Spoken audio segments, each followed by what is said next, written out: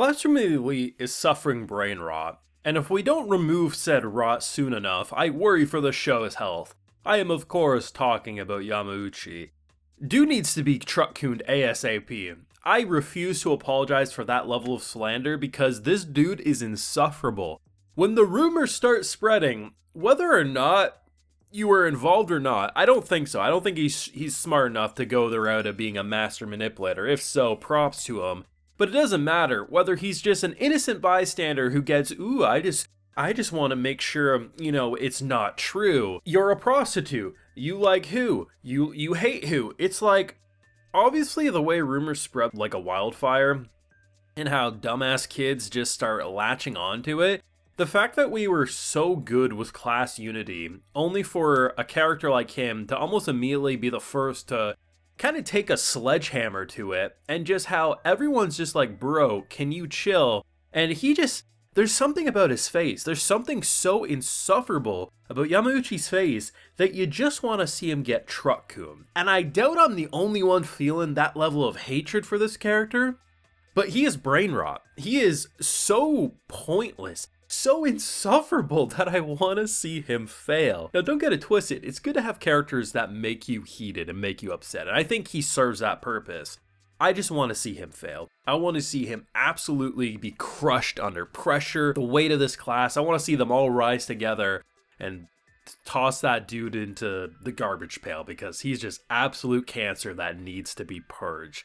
Well, what a great episode of Classroom of the Elite. We have a Valentine's Day focused episode that has no right being as good as it is, and then they end with the cherry on top, which is that brain rot and the interesting rumor that is now spreading, and honestly how the class's unity is going to repair after being kind of shattered at this point. Now, I have a full live reaction to today's wonderful Classroom of the Elite episode over on my Patreon, so if you would like to see my full uncut thoughts, they're over there if you're interested. This was a really good episode. I think, honestly, episodes 1 and 2 were good. They were enjoyable. It's Classroom of the Elite. It's always going to be enjoyable at worst. I think episode 3 took it up a notch, and honestly, this one, for me, a lot more interesting, which is weird because as much as I do like cutesy Valentine's Day kind of special episodes, I really don't look at a show like this and say, yeah, I definitely want to see that in Classroom of the Elite. So this episode, in a way, has no right being as good as it is, because you would assume a character as disconnected as Ayanokoji from literally everyone, who the connections he forms in the show are basically situational events that he's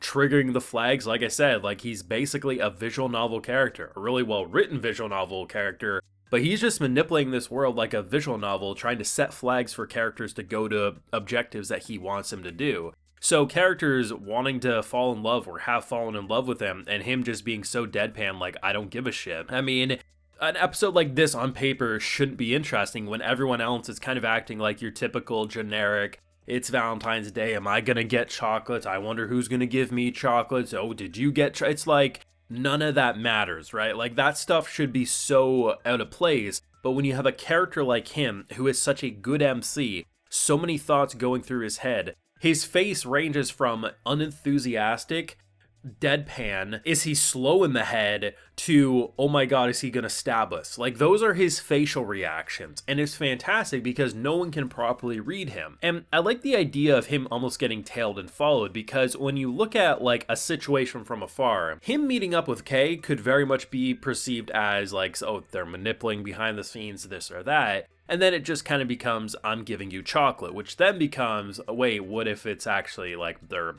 handing something special out? Like, what if it's not chocolate in the bag, but maybe this? And we get probably my favorite moment, at least of this anime season of Classroom of the Elite, which it's so simple, but it's the way this man goes from kind of like having a peaceful-ish conversation with the two of them to then doing the classic hand slam against a wall, being like, why don't you go out with me? And I love how he very clearly was trying to get a reaction out of Ayanokoji, like, don't talk to her like that, basically just trying to prove something.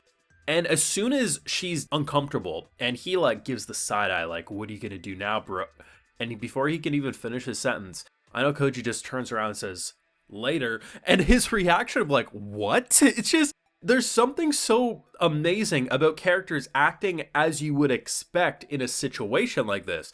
Characters spying on people, trying to figure out the big objectives, characters just being generically flirty, which, don't get it mistaken, I like our girl, but all these situations, they are very typical anime scenes. And then there's Ayanokoji who just says, Yeah, I don't care. And then just dips. His entire reason for going over to someone who's 6 home is because he needs to keep certain flags active in order to get to the objective that he's aiming for. It's just, I don't understand how this show continues to keep me so interested, because as much as I do like those kind of like Valentine's Day flirty episodes in anime, it's for certain types of anime. And I don't really look at a show where I'm like, this man's manipulating everyone, and any genuine relationship he might have is done so for an objective as it stands. It shouldn't work on paper, yet it's so captivating. And like I say, like this show, despite having one of the more obvious criticisms for its anime adaptations, I'm of the fence, even though I haven't read the source material, based on people saying, like, pacing-wise, we would be 3 more seasons down the line to get to this point if we, adapted all the internal thoughts. That wouldn't work for an anime. But there's always stuff that is left out that could work for an anime, and I very much recognize that pacing-wise, they do leave out some big moments that would be nice to see, or maybe flesh certain things out. But I say still, this anime doesn't leave me confused on character motivations, and it doesn't leave me like feeling like I can't understand the anime, but it's interesting how much of a botched anime adaptation it's universally criticized as, yet it only gets popular, like more so with each season. And it's really cool because I think it definitely goes to show just how good this story is, that something that's so meaty in internal thoughts and really getting inside Ayanokoji's head very clearly from its light novel, it still translates so well because I think the studio does such a good job with the facial reactions of Ayanokoji, and how I think his body reactions and his posture and just how he examines and observes things, it does such a good job at really getting inside his head, so then when he does certain actions in this world, you still have a pretty good idea of what he's thinking. It's kind of a situation of show don't tell, and some shows that works with, and I think a character-driven show like this, I think Class Family Elite really does it well. I mean, like I said, Class Unity was looking pretty good, and then everything kind of went up in smokes. It's probably going to get heated for a little longer. I mean, we had the dramatic phone call last week. We don't know who did that phone call. Probably the same people who just did the message board kind of slander.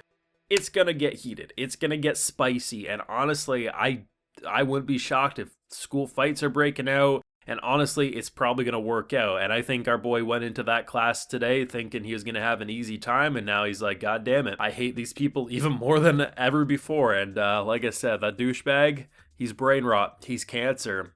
And he needs to go. Let me know what you thought of this week's episode of Classroom Elite down below. Leave a like if you enjoyed. Subscribe if you're new around here. Of course, ring that bell so you get notified when I upload more. And like I mentioned, we have a full live reaction over on my Patreon. And hey, while you're over there, you also get a video shout out. So today we have Rachel McPhee, Devin Samuel, Taco Tuesday, and Benjamin Henderson. So I appreciate the support, everyone. Please take care and have a good one.